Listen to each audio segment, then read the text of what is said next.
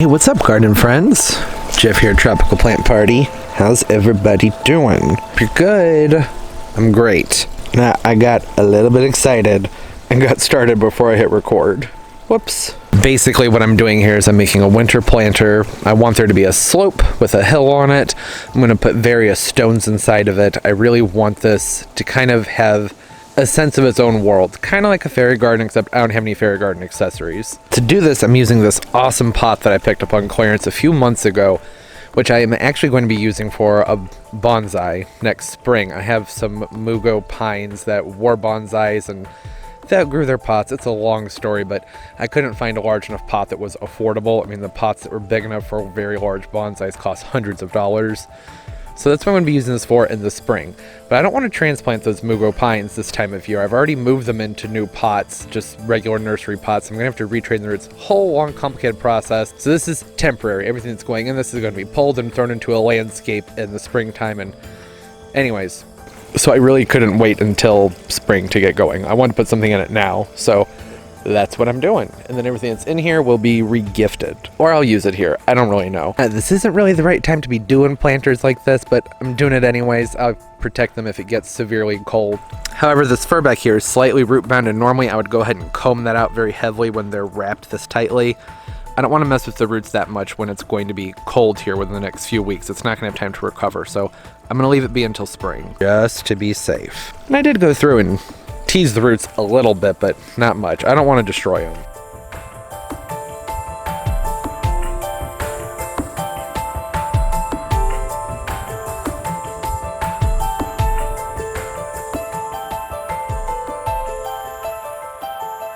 While this idea is working out in my head, who knows how it's actually going to pan out. I'm just kind of playing around and sort of just seeing what happens.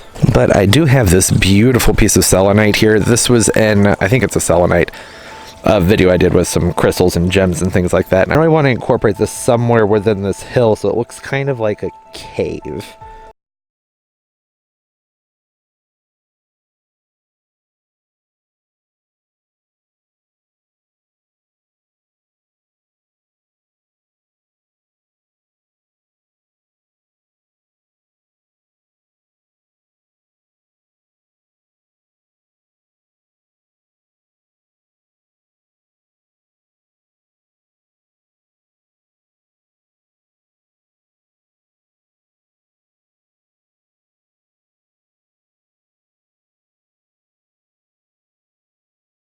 Okay, I know, still looking kind of weird. Just sort of playing around here, trying to get a feel for things. And now all these plants I'm using in here, I got on clearance, so they were flawed for, you know, one reason or another. This big guy back here, that's a Nordman fir, I should say. And its apex has been cut, so that's why it was insanely cheap. It was like $4 or $5. I need to tidy though. I really need to tidy up, and I want to do that before I get going with trying to make this look all fancy and decorative. So I'm going to start pruning things right now.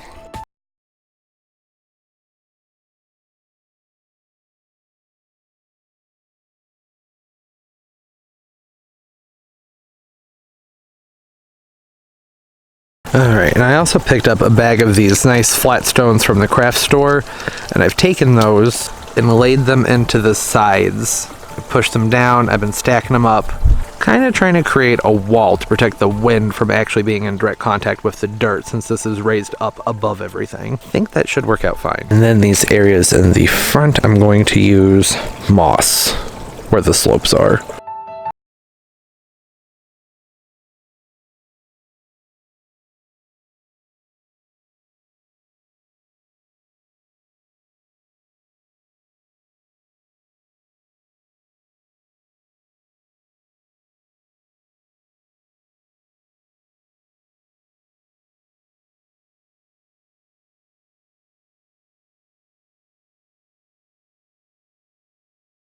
And all done.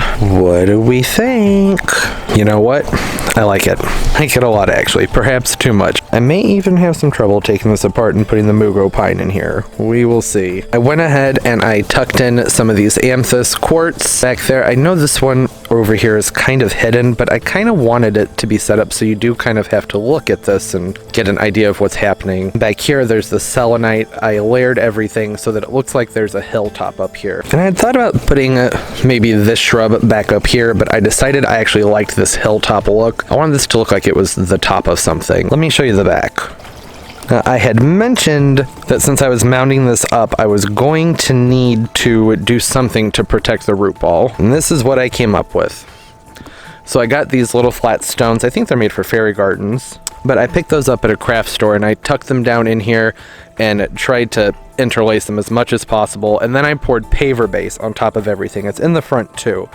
And then I used the hose and a brush to kind of move it around in there. I wanted it to naturally settle into the crevices because, like I was saying, I do want this to look fairly natural, but I also want to protect this root ball that's up above the surface of the pot. Mostly just because we want to keep the wind off of there. We don't want wind blowing on this root ball, drying it out and desiccating this during the winter time. It is very dry and windy here during the winter. I mean, we get precipitation, but there's no humidity is what I mean by dry. So I think that did come out looking fairly natural. There's a type of stone that would have worked really well for this called dragon stone, but it's kind of pricey. So I just went with this. This was fine.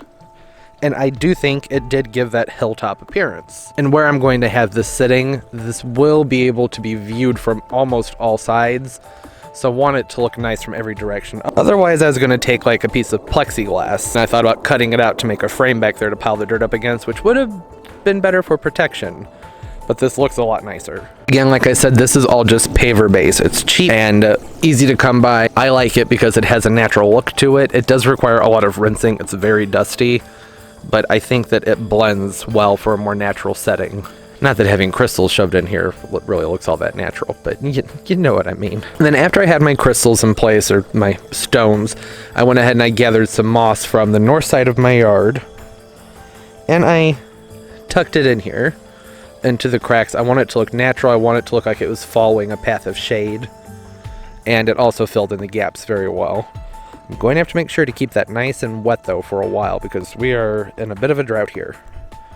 So I have to remember to keep that stuff misted and watered. And one of the things I like about this so much is it really lends itself to a lot of opportunity. There's so many different things I could do with this. If I were to like pick up fairy garden accessories, there's so many areas I could tuck those in and make it look pretty cool. I wanted there to be a lot of detail. I wanted it to be so that anybody who's looking at this doesn't have their eye drawn necessarily towards one specific area, but they have to kind of look around. You know, considering this is all done with clearance plants, I think this came out pretty nice. On that note, let's talk about the plants. Well, for starters, this big guy back here, that's a Nordman fir, and that obviously isn't going to stay in here. It's in pretty rough shape, but like I said, I got it on clearance for a reason. These get like, I think 60 or 70 feet tall, something insane. Obviously, this is not a permanent home for any of these plants. It gets big, it's hardy through what looks like zone 4 or 5. I was getting mixed information on that one. I'm in 6, so it should be fine. It is a little bit rough looking, I will say that much, but I think it still looks pretty cool.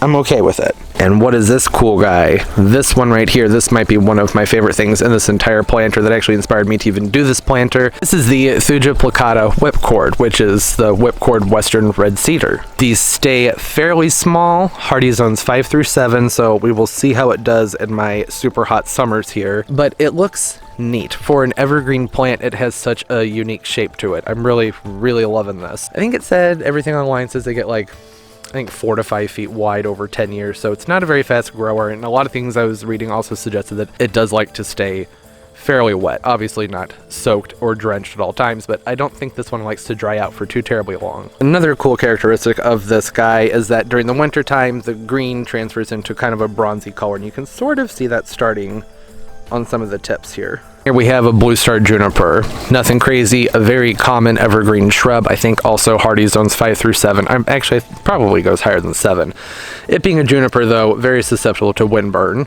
So this one was the only one the nursery had, so I've, did the pruning and did what I could to kind of get some of that stuff out of there, but it just is what it is. I'm going to have to make sure that I'm really diligent about making sure that this stays protected from the wind, and basically I'm going to do that by putting an anti-transparent on it to help prevent that windburn from happening. And then lastly are these white pygmy false cypress. I like their shape a lot. These don't get too terribly big. They're also hardy zones 5 through 7, I believe. I'm not positive about the 7 part, but they're hardy down to zone 5 for sure. Another slow grower. They're supposed to really be nice about keeping their shape, so these would be great in the landscape if you're not looking for something you have to prune very often. And this is all really good for me because I'm probably definitely, when the springtime comes around, I transform this into my bonsai with my mugo pine.